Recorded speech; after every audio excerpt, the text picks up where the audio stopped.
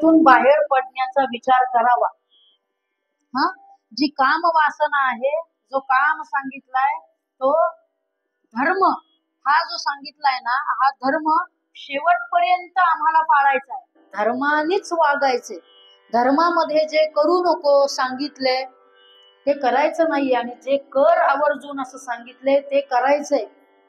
पण आमचं उलट होतं, आम्ही नेमकं नको करायला आहे ना तेच करतो, आणि जे करायला पाहिजे ते आमच्याकडून होत नाही, म्हणून आमच्या कर्मांचा गोंधळ होतो, आणि गोंधळ झाल्यानंतर आम्हाला त्या केलेल्या कर्माचे भोग हे भोगावे लागतात।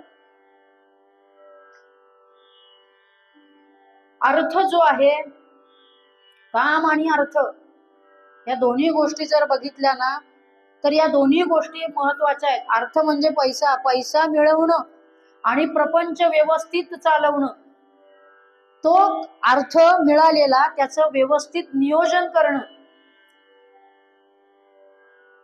ते कसं नियोजन करायचं, जर जसं धर्मामध्ये सांगितलंय तसं नियोजन करायचं, आणि हे सगळं बरोबर घेऊन मोक्ष प्राप्ती करायची। हा, मोक्ष प्राप्ती करायची। मोक्ष म्हणजे काय हो, कुठलीही इच्छा अपेक्षा मनामध्ये न राहता भगवंतामध्ये लीन होणं, याला मोक्ष असं म्हणतात। कुठलीही अपेक्षा नाही, कुठलीही म्हणजे खरंच कुठलीच अपेक्षा मनामध्ये न राहणं। आम्ही शेवटच्या क्षणी सुद्धा उदाहरण सांगितलं जातं,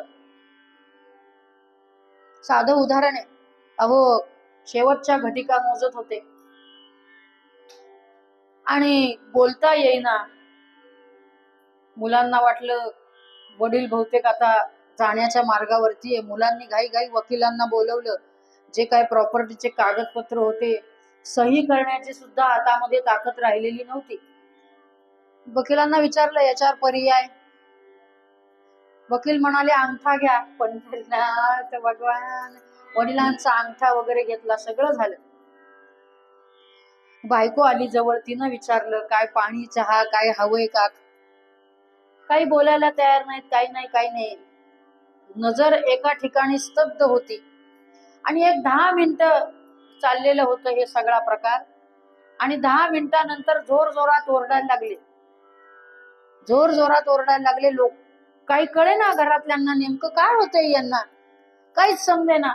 म्हणून बायको आली, बायकोने विचारला हो काय होतंय तुम्हाला, त्रास होतोय का, डॉक्टरांना बोलू का, मुलं आली, बाबा काय होतंय, काय तुम्हाला सांगायचंय का, काही अजून प्रॉपर्टी राहिली आहे का, पंढरीनाथ भगवान की असेल तर मला सांगा, म्हणजे आम्ही ते आत्ताच, तुम्ही काम करून जा जाता जाता, काही मागं ठेवू नका। नाही म्हणाले, म्हणून बायकोला जवळ बोलवलं, तिच्या कानात सांगितलं, काय सांगितलं असेल यांनी, शेवटच्या क्षणी माणसाच्या मनामध्ये नेमकं काय हवं आणि माणसाच्या मनात नेमकं काय असतं, याचं हे खूप उत्तम उदाहरण आहे। त्यांनी अगदी हळूच आवाजात सांगितलं, अगं तुझं लक्ष नाहीये का, बाहेर कुत्र केरसुनी खाते, पंढरीनाथ भगवान की जय। अरे जायची वेळ आली बाबा तुझी, तरी सुद्धा तुझं सगळं मन केरसुनीत आहे। हा, समर्थ रामदास स्वामी म्हणाले, हेच मला सांगायचंय की मोक्ष प्राप्त करून घ्यायचा असेल ना, तर मनामध्ये कोणतीही अपेक्षा नसायला पाहिजे, कुठलीच नाही, कोणासाठी माग काहीही भावना नाही, कुठली इच्छा नाही, कुठली अपेक्षा नाही, याच्यासाठी माझं मन अडकलंय, त्याच्यासाठी माझं मन अडकलंय, काही नाही। फक्त एकच चित्र डोळ्यासमोर असायला पाहिजे की मला रामदूत घ्यायला आलेत, आणि मी माझ्या रामाबरोबर नवे त्याचा हात धरून त्याच्या बरोबर पहिले तरी जाणारे, हे चित्र माणसाच्या डोळ्यासमोर असलं पाहिजे शेवटच्या क्षणी। हे कधी लो, त्यासाठी आधी राम गायला पाहिजे, आधी रामाचं नाम घेतलं पाहिजे। तो जो देव आहे ना जवळी, आणि जवळी असून सुद्धा आम्हाला भेटी नाही, तो आधी भेटला पाहिजे। तो जो अंतरी असलेला परमात्मा आहे ना, त्याला आम्ही ओळखलं पाहिजे, त्याला आम्ही आपलंसं केलं पाहिजे. इतकंच नाही, तो आणि मी वेगळा नाही, आम्ही एकच आहोत, हे ज्या वेळेला लक्षात येईल त्याच वेळेला मोक्षाची प्राप्ती आहे. मोक्ष प्राप्त होणं हा फक्त क्षणाचा हिशोब आहे, पण त्या क्षणासाठी आयुष्य वेचणारी माणसं आमच्या महाराष्ट्रामध्ये सुद्धा आहेत आणि महाराष्ट्राच्या बाहेर सुद्धा आहेत. म्हणून समर्थ सांगतायत की काम, अर्थ, धर्म आणि मोक्ष हे 4 पुरुषार्थ सिद्ध करून ब्रह्मचारी, वानप्रस्थापन, गृहस्थाश्रम आणि संन्यास या 4 गोष्टी माणसाने करायलाच पाहिजेत. गृहस्थाश्रमामध्ये आहात ना, मग त्या 3 जे उरलेले आश्रम आहेत त्यांना काय हवंय नकोय ते बघणं. ब्रह्मचारी आहे विद्या संपन्न करणं, त्याचबरोबरीनं 25व्या वर्षापर्यंत मला नेमकं काय करायचंय याचं नियोजन करणं आणि अर्थ प्राप्त करून घेणं. आणि तो अर्थ प्राप्त करून घेताना धर्मामध्ये जे सांगितलंय त्यानुसार ते प्राप्त करून घेणं. आणि त्याच्यानंतर वानप्रस्थाश्रम जे आहे ते कशासाठी आहे हो?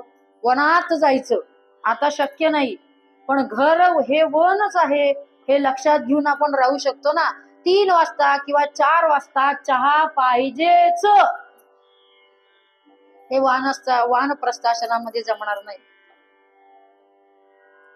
हळूहळू एक एक गोष्ट सोडायची तर मोक्ष प्राप्ती आहे. पण आम्ही काय करतो, नेमकं हळूहळू सगळ्या गोष्टी धरतो,